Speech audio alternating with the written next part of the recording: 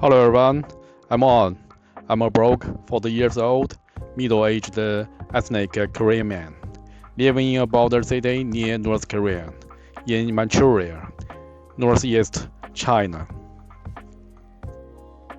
It has been 11 days since my last video, and I'm truly sorry for taking so long to update. I know that such a slow update schedule can be deadly for a new YouTuber. However, job hunting hasn't been going well lately, which made my mild depression and insomnia worse. As a result, I haven't been sleeping well, felt exhausted every day, and had no energy to make videos. I was finally able to pull myself together today, and I truly thank you all for your warm comments and suggestions. As a YouTuber, the scariest thing is actually not having views, but having no comments or interactions. So you don't know how to improve. I feel that I cannot stay depressed like this anymore, and I must not disappoint the 26 subscribers who are supporting me right now. So I will keep pushing forward no matter what. I will show you how a failed middle-aged man stands back up and lives the life he truly wants. Okay, today I want to talk about a phenomenon. Why has YouTube suddenly been flooded with many Chinese creators sharing their lives over the past 6 months? And why are most of their videos about topics like going broke, losing jobs, and feeling lonely? As a member of this wave, I want to have a deep conversation with you about this today. Also, because many of you asked for it, I have decided to use my real voice to talk to you starting from this video. Like most people from East Asia, my spoken English is not perfect, and my pronunciation of some words might be hard for you to understand. If that happens while you are watching, I must ask you to look at the subtitles a bit more. Alright, let's officially get into today's topic. First, the demand for real life and breaking the language barrier. From my observation, there were definitely creators sharing life in China on YouTube before, but Lizzie Chi is probably the only one who became truly known by the whole world. However, what Lizzie Chi shows is not the daily life or of ordinary Chinese people. Although her video visuals are extremely beautiful, they are not real to us. Normal Chinese people cannot wear ancient clothes, chop wood, and cook by themselves every day. Since China is a relatively closed country, foreigners need to get a visa to travel to China. Unless they really love Chinese culture deeply, they won't spend the effort to apply for a tourist visa. Most foreigners actually do not have much interest in traveling to China specifically. But after international friends watch her stage videos that copy ancient Chinese country life, they will likely become curious. What is the real life of ordinary Chinese people actually like? Though the demand to see the real life of ordinary Chinese people has actually always been there. It is just that before this, the English level of ordinary Chinese people generally could not reach the point of free communication. And before AI appeared, traditional translation software could not give accurate and barrier-free translations either. This huge language barrier caused a long-term gap between demand and supply.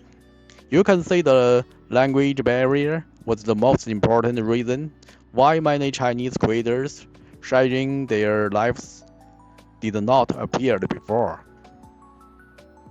Second, better AI technology and inspiration from success stories. With the continuous updates of AI technology in recent years, by the beginning of this year, AI could already translate content into different languages, completely without barriers.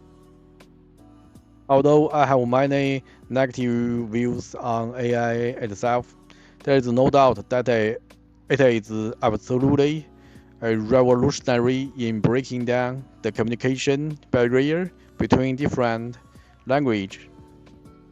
Also, as the AI voice generation technology became mature, some smart Chinese people saw an opportunity. They used AI to make foreign language voices and started sharing real Chinese life on YouTube. In my opinion, the best example of this is a channel called Zaza in China. He used an AI English voice for all his videos at the beginning, and he only started using his real voice 1 month ago. He started his YouTube channel about 6 months ago, and I saw his show in March of this year. At that time, his subscriber count was already 150,000, which made me feel very shocked. A channel that had only been active for a little over 2 months, with only a few videos sharing simple daily life in China, could get 150,000 subscribers in just 2 short months. At that time, I was still working in Japan. I was suffering from workplace pain, and at the same time, I was very stressed about my father facing bullying at his nursing home. After seeing Zaza's success, I made up my mind to quit my job in Japan and come back home to take care of my father, because I felt that I could also become a blogger sharing Chinese life and support myself by running a YouTube channel. Zaza set a real example for me. I believe most of the Chinese creators who made videos on YouTube later also saw successful examples like this before they really started to do it. Third, economic downturn and the real hardship of survival. Since the COVID, the economic environment in China has been getting worse year by year. Many people who used to do social media inside China saw their income drop off a cliff, and some even faced the difficult situation of having zero income. Going global to overseas platforms has become a path they must take to survive. As I said before, with the maturity of AI translation and voice generation tools at the beginning of this year, Chinese people finally had a powerful weapon to expand on YouTube AI software. Therefore, a large number of creators sharing Chinese life began to appear. As for why most of video titles use words like bankruptcy, unemployment, and loneliness,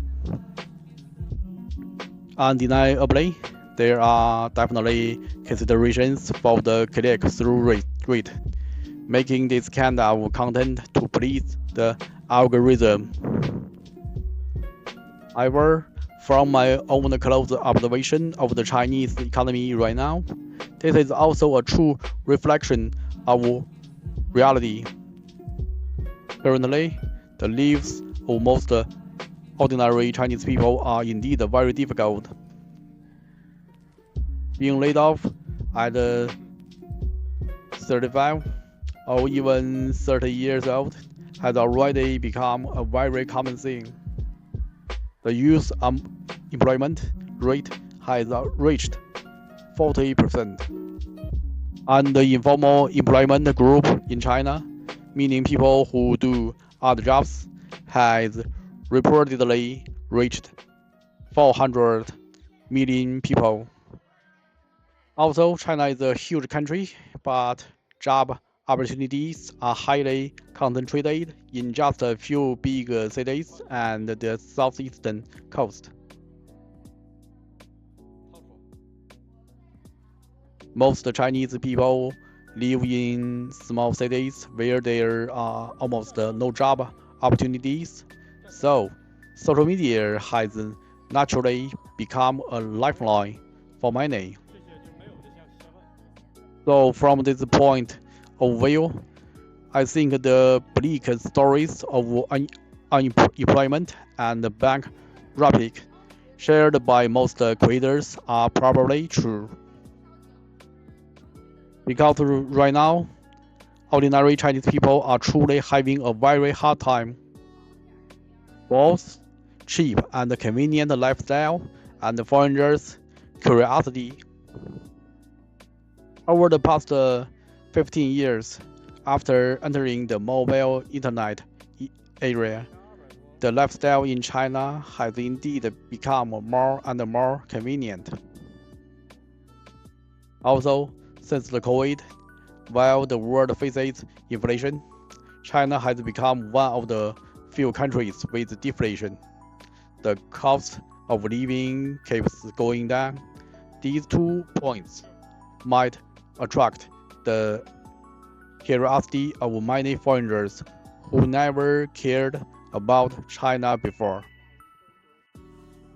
As a 40 years old man, I have completely lived through China's desktop internet era, mobile internet era, and the current AI era. To be honest, even though the pressure to survive is growing every year for Chinese people, our living standards are indeed improving year by year. China has also changed from a country of sweatshops that only did low-end copying into a late developing industrial nation that can invent new technologies and new business models. Therefore, many daily hobbies that we ordinary Chinese people take for granted might seem unbelievable to many foreigners. For example, online shopping unexpectedly comes with free shipping, and you can buy literally everything online, not just daily goods, but also fruits, meat, and seafood can all be bought online. Moreover, the prices online are at least one-fourth cheaper than in physical stores. Public transportation is very cheap. Work efficiency is highly effective because, except for the government, businesses work all year round without days off. The cost of basic survival is extremely low. Please note, I mean the cost just to keep yourself alive. And mobile payment is so convenient. These unique lifestyles in China truly make many foreigners very curious. Alright, that is all I wanted to share with you today. Anyway, life goes on, and I must pull myself together to face every challenge ahead. Thank you so much for watching, leaving comments, and supporting me. Every bit of your encouragement means the world to me.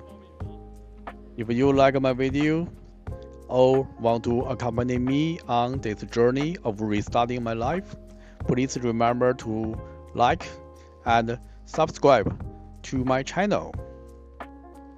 See you in the next video. Bye bye.